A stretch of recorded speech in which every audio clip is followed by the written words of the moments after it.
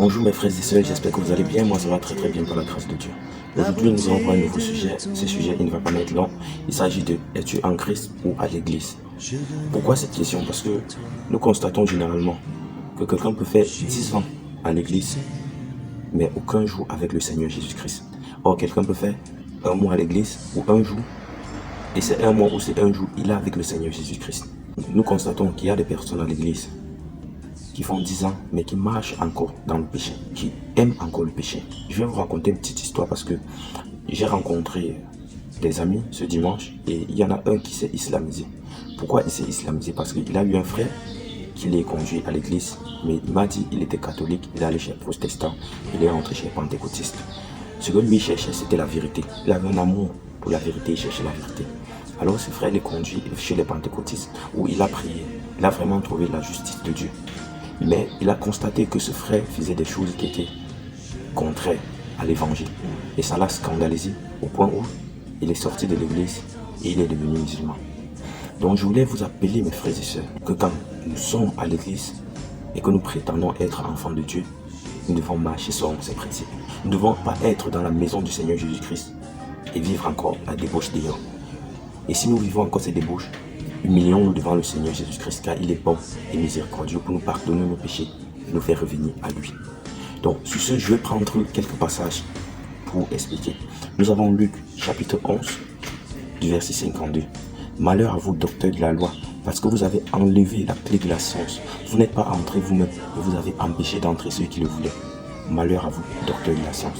Qui est docteur de la science? Le docteur de la science peut être l'évangéliste, il peut être le pasteur, il peut être ton frère, il peut être celui-là qui non seulement maîtrise la parole du Saint-Esprit, mais que le Saint-Esprit révèle cette parole-là. Lui, il peut être docteur de la loi. C'est toute personne qui a la connaissance de la volonté de la parole de Dieu. En fait. Et tu vas voir, toi, tu peux être docteur de la loi.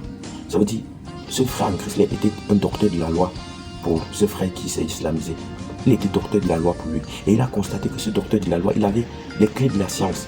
Il est non plus seulement entré dans cette science, mais il a empêché cet enfant d'entrer. Je vais vous expliquer. Lui, il était son grand frère spirituel, si l'on peut dire comme ça. Mais lui, il n'était pas dans la vérité. C'est ça qui veut dire cacher les clés de la science. Il ne pratiquait pas la vérité. Et il a empêché donc à cet enfant d'entrer dans la vérité à travers ses actes, à travers ses actions. Il a empêché cet enfant d'entrer dans la vérité. Il y a un passage qui veut mieux vous expliquer ça. Dans 1 Corinthiens, chapitre 9, du verset 26 à 27, dit: moi donc, je cours non pas comme à l'aventure, je frappe non pas comme battant l'air, mais je traite durement mon corps et je me tiens assujetti de peur d'être moi-même rejeté après avoir prêché aux autres. Comprenez bien. Tu peux être évangéliste, tu peux être pasteur, tu peux bien prêcher l'évangile, tu peux prêcher aux autres comme moi.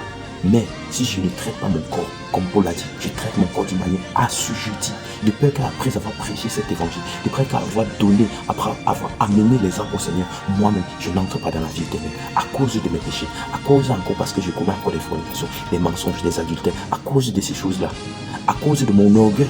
Parce que je ne veux pas m'humilier, j'aime encore mon péché et quand on me parle de ça, non. Je me dis, comme c'est moi qui suis ton grand frère spirituel, allez tais-toi. Ou bien comme c'est moi qui suis ton pasteur, allez taisez-vous. Parce que quelqu'un peut arriver les chasser de l'église. Non. Humilie-toi, traite ton corps d'une manière assujettie, de peur qu'après avoir prêché l'évangile, toi-même tu n'entres dans les ténèbres. Toi-même tu ne finisses dans le feu de la prière. Mon frère et soeur, il faut avoir le discernement. La parole de Dieu dit également dans Hébreux, chapitre 3, verset 12 à 14. Prenez garde, frère, que quelqu'un de vous n'ait un cœur mauvais et incrédule au point de se détourner du Dieu vivant. Mais exhortez-vous les uns les autres chaque jour, aussi longtemps qu'on peut dire aujourd'hui, afin qu'aucun de vous ne s'endurcisse par la séduction du péché. Car nous sommes devenus participants de Christ, pourvu que nous retenions fermement jusqu'à la fin l'assurance que nous avions au commencement. Quand on retient fermement l'assurance qu'on avait au commencement, le zèle qu'on avait au commencement, les engagements qu'on a pris lors du baptême qu'on avait au commencement, nous devons garder cela. Et le chapitre 13 dit quoi? Mais exhortez-vous les uns les autres chaque jour, aussi longtemps qu'on peut dire aujourd'hui, afin qu'aucun de vous ne s'endurcisse par la séduction du péché. S'endurcir dans la séduction du péché veut dire quoi? Il y a les péchés que nous n'aimons pas les rejeter. Il y a les péchés que nous faisons et que nous ne nous humilions pas pour demander pardon. Nous ne confessons pas publiquement. Parce qu'un péché que tu ne confesses pas publiquement te tient encore captif. C'est pour ça que Paul était prêt à publier. Il disait toujours qu'il est content. Content pourquoi? De publier ses erreurs passées. Pourquoi? Parce que ça ne le tenait plus captif. Non, ses erreurs ne le tenaient plus captif. Mais Paul était content de parler de ça. Lui, Paul était content parce que ça le tenait plus captif. Donc, il dit que afin qu'aucun de vous ne s'endurcisse dans la séduction du péché.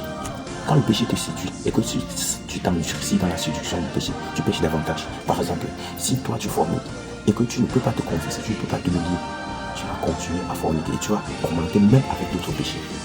C'est très simple à comprendre, très très simple. Parce que dès que tu pêches, tu fais un péché et tu dis il est juste tout petit.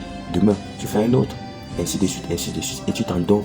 Tu t'endurcis dans la séduction du péché. Chaque jour, tu es séduit de plus en plus par un petit péché. Dit, tu as seulement fait ci, tu peux encore faire ça, tu as seulement fait ça, tu peux augmenter ceci. Et petit à petit, tu te retrouves tout le corps entier dans le péché. Et c'est mauvais, mes frères et sœurs. La parole de Dieu dit également dans Matthieu 18, 26 à 6, et quiconque reçoit à mon nom un petit enfant, comme celui-ci, me reçoit moi-même. Mais si quelqu'un scandalise un de ces petits qui croient en moi, il vaudrait mieux pour lui qu'on suspendît à son cou une meule de moulin et qu'on le jetât au fond de la mer. Compris, mes frères, quand tu t'engages en tant que serviteur de Dieu, quand tu t'engages en tant qu'enfant de Dieu, et que tu scandalises pas tes actions, tu prêches tous les jours, tu dis tous les jours que tu parles l'église, mais tu scandalises pas tes actions, un des païens, ou bien, pire encore, un des enfants qui te voit comme modèle dans le Christ, qui veut marcher comme selon la volonté du Christ, mais tu le scandalises en tant que toi pasteur, en tant que toi évangéliste, en tant que toi serviteur de Dieu, tu scandalises un de ces petits qui veut marcher selon la volonté de Dieu. Il vaudrait mieux pour toi que l'on suspende une meule à ton cou et que l'on te jette au fond de la mer. C'est ce que la parole de Dieu dit. C'est pour ça que quand tu dois marcher sur la volonté de Dieu, tu dois faire comme Paul a dit. Il traite son corps. Il traite son corps comment? Durement. Et se tient d'une manière assujettie. C'est pour ça que nous devons prier également pour nos frères et sœurs. Nous devons prier pour les évangélistes. Nous devons prier pour nos pasteurs. Afin qu'ils puissent se traiter durement et tenir le corps d'une manière assujettie. Les frères et sœurs. Parce que c'est un combat qui n'est pas facile. La Bible dit, je vais finir avec ce dernier verset qui est Matthieu chapitre 5 du verset 15 à 16. Et on n'allume pas une lampe pour la mettre sous le boisseau, mais on la met sous le chandelier et elle éclaire tous ceux qui entrent dans la maison. Que votre lumière luise ainsi devant les hommes, afin qu'ils voient vos bonnes œuvres et qu'ils glorifient votre Père qui est dans les cieux. Si tu te glorifies, glorifie-toi dans le Seigneur. Il faut que ta lumière luise à travers tes bonnes œuvres. Il faut que la vérité découle en toi. Il faut que tu aies la transparence. Il faut que ce que tu prêches, c'est ce que tu vis. On ne va pas écouter, faites ce que je vous dis de faire, ne faites pas ce que je fais. Non, faites ce que je vous dis. Car c'est ce que je fais. Parce que Christ, ce qu'il prêchait, c'est ce qu'il faisait. Oui, mes frères et sœurs.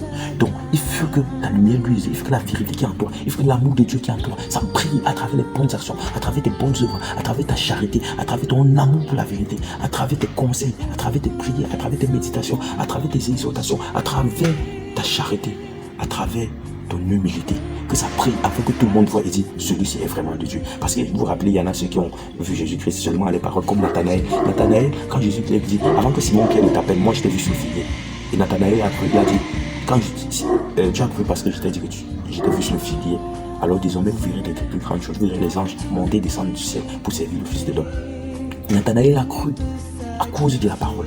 Donc à cause de tes actions, à cause de beaucoup de choses, beaucoup de gens peuvent croire et laisser le péché et commencer à chercher véritablement mon Seigneur Jésus-Christ. Parce que chaque action que tu poses devant les gens, tu ne poses pas pour toi, non.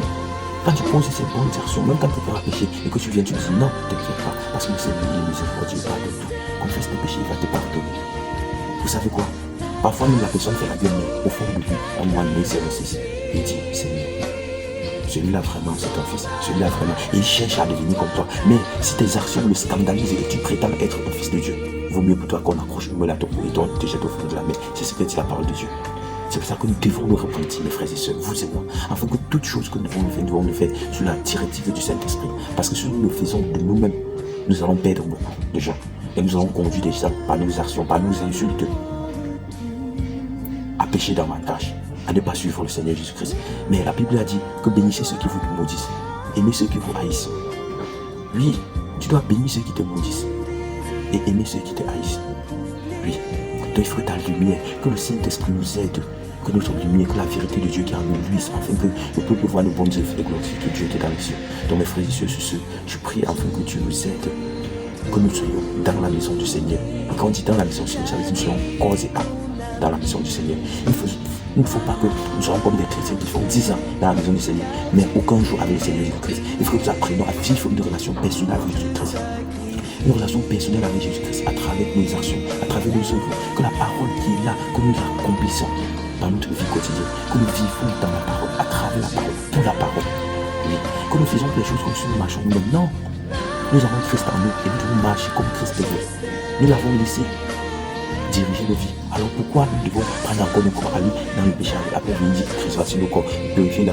Quand il a purifié, on prend encore, on va cesser, on va encore entrer dans la débauche. Non, nous devons marcher selon la volonté de Christ, afin de ne pas scandaliser quelqu'un. Afin que si nous faisons un mois dans la maison du Seigneur, que nous, un mois dans la maison du Seigneur, nous soyons frères véritablement avec le Seigneur Jésus-Christ. Parce que nous marchons selon ses commandements et nous faisons sa volonté.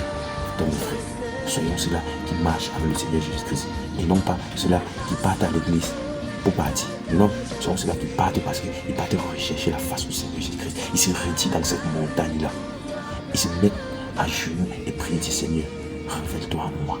Seigneur, révèle-toi à moi. Donc mes frères et sœurs, sur ce, je vous prie et je vous bénis que le Seigneur vous exauce et qu'il vous aide à partir d'aujourd'hui, de que désormais vous marchez avec le Seigneur Jésus-Christ. Que vous ne soyez pas les chrétiens qui font 10 ans dans la maison de Dieu, mais 10 ans sans Christ. Mais que vous faites 10 ans dans la maison de Dieu et 10 ans avec Jésus-Christ. Parce que vous accomplissez la volonté du Père qui est dans les cieux. Amen. Shalom à vous mes frères. Vous êtes le sel de la terre. Mais si le sel perd sa saveur, avec quoi la lui rendra-t-on? Il ne sert plus qu'à être jeté dehors et foulé aux pieds par les hommes. Vous êtes la lumière du monde. Une ville située sur une montagne ne peut être cachée, et on n'allume pas une lampe pour la mettre sous le boisseau, mais on la met sur le chandelier, et elle éclaire tous ceux qui sont dans la maison. Que votre lumière luise ainsi devant les hommes, afin qu'ils voient vos bonnes œuvres, et qu'ils glorifient votre Père qui est dans les cieux. Ne croyez pas que je sois venu pour abolir la loi ou les prophètes. Je suis venu non pour abolir, mais pour accomplir.